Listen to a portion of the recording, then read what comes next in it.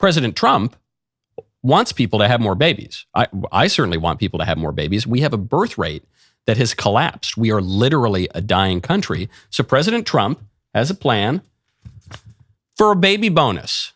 It's unclear exactly what the details are right now, but the admin is reportedly looking into giving a $5,000 baby bonus to incentivize people to have more kids, which is great. I'm all for it, actually. I know the libertarians and the establishment conservative types are going to say this is bad because it's the government getting involved and incentivizing things and whatever other nonsense you can expect. But yeah, the government exists. The civil authority exists for our good. It is supposed to conduce to the common good. And the collapse in the fertility rate is an existential political problem. It's not just a personal inconvenience.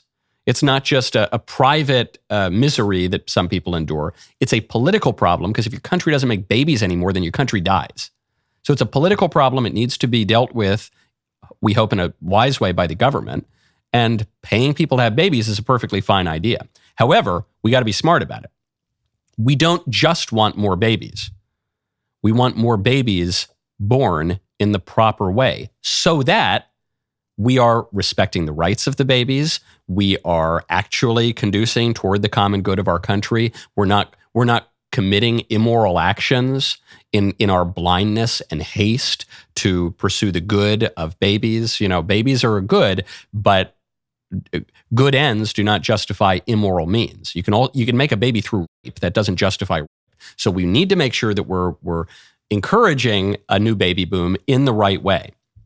We want more babies born to mothers and fathers who are married. So you could do this through the law. You could say married couples get the baby bonus, unmarried couples or single women or something do not. Now, that'll be challenged in court, and our judiciary might be so liberal at this point, and our jurisprudence might be so liberal that they might say, no, if you give the baby bonus to married couples, you need to give the baby bonus to single mothers.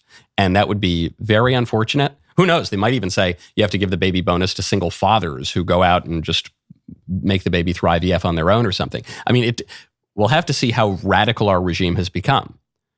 But assuming we can still legitimately distinguish in our law between married couples and single people, then you have to say, okay, it's just for married couples. And I think you need to give the baby bonus to the mothers.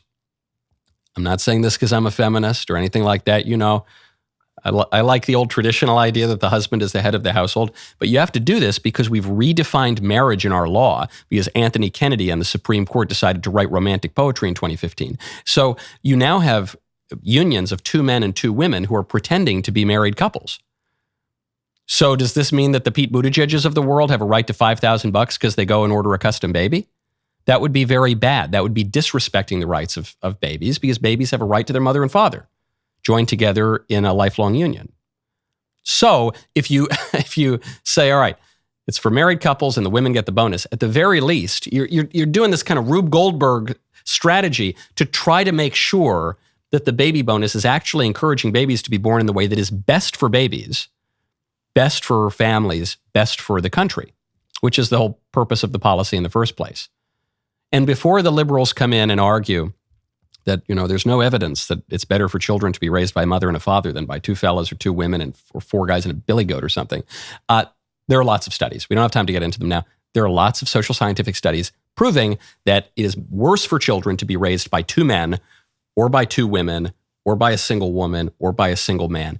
There are many, many studies. You don't need the studies to know this, but there are many, many studies that show that it is much better for children to be raised by a man and a woman who are married, who are stably married, who are married for life. So we want our policy to reflect that. At the very least, if you say it goes to the women, then you're excluding the unions of two fellas, you know, the Pete Buttigieg's of the world from the baby bonus.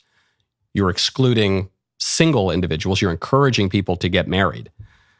But we need to think of this as a political problem. Not having kids is a major danger to your country. And this is where you get an expression from Victorian England that has come up through our present day, which is close your eyes and think of England. Just lie back, dear, and think of England. This is an expression that is said to women who don't want to sleep with their husbands, but you know they feel that it's a marital duty.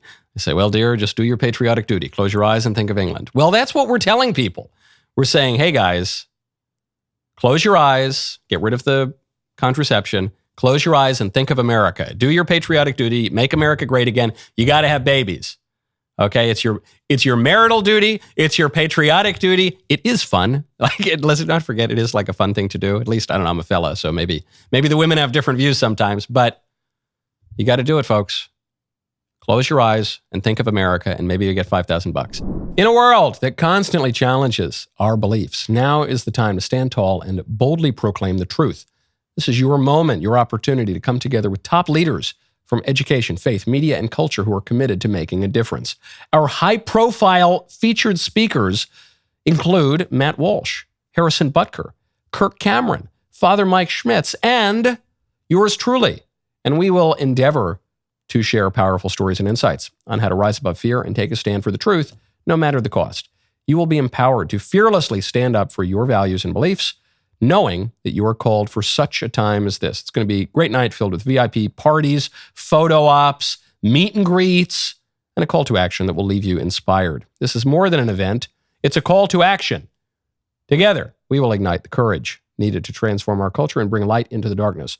All proceeds benefit furthering the mission of Courage Under Fire and Regina Celli Academy to change our culture through education, arts, law, and the pro-life cause. Regina Celli Academy is the largest and only nationally accredited classical homeschool hybrid with 23 locations and counting across the country.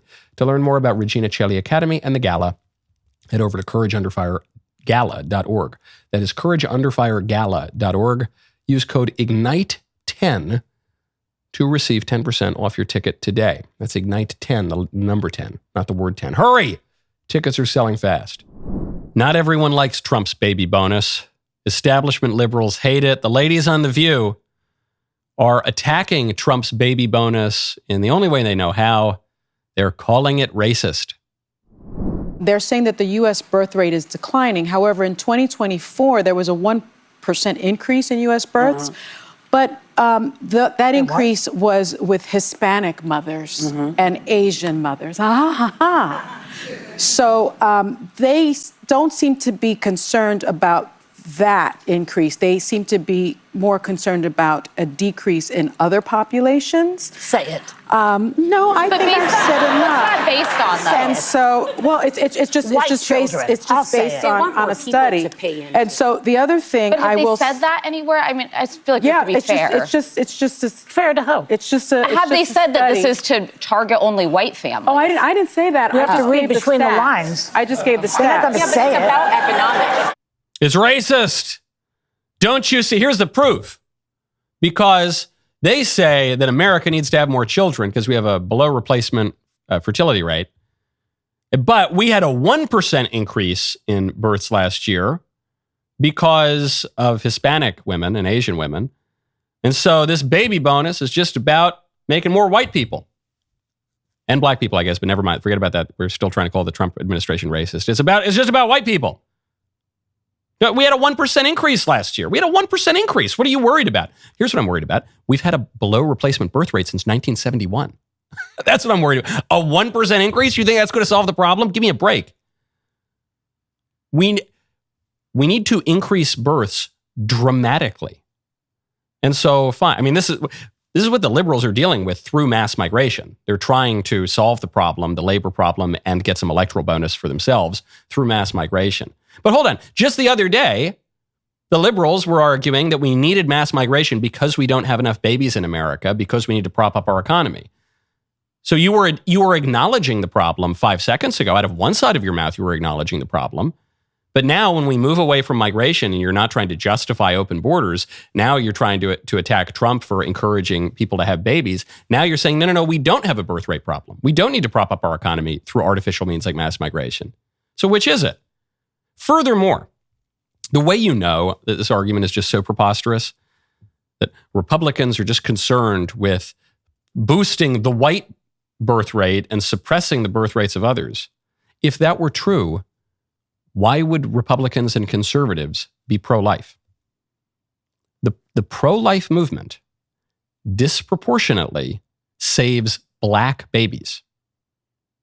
It also saves some white babies and some Hispanic babies and some Asian babies. But it disproportionately, vastly disproportionately, saves black babies. Black babies are the most in danger of being killed through abortion. 60% of black babies in New York are aborted. The most dangerous place for a black person in New York City is in his mother's womb. So if conservatives just wanted relatively more white babies than black babies, why would they ever be pro-life?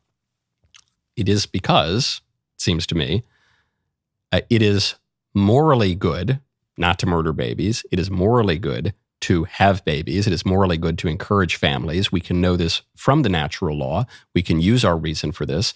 And also, it is a matter of political justice and political prudence. No, hey, listen, Democrats, how can we possibly campaign against babies? You know, everyone loves babies, don't they? Okay, I know what we'll do. We'll call it racist. That was a good clip. Now stop it. Ring the bell and subscribe, and I'll catch you next time.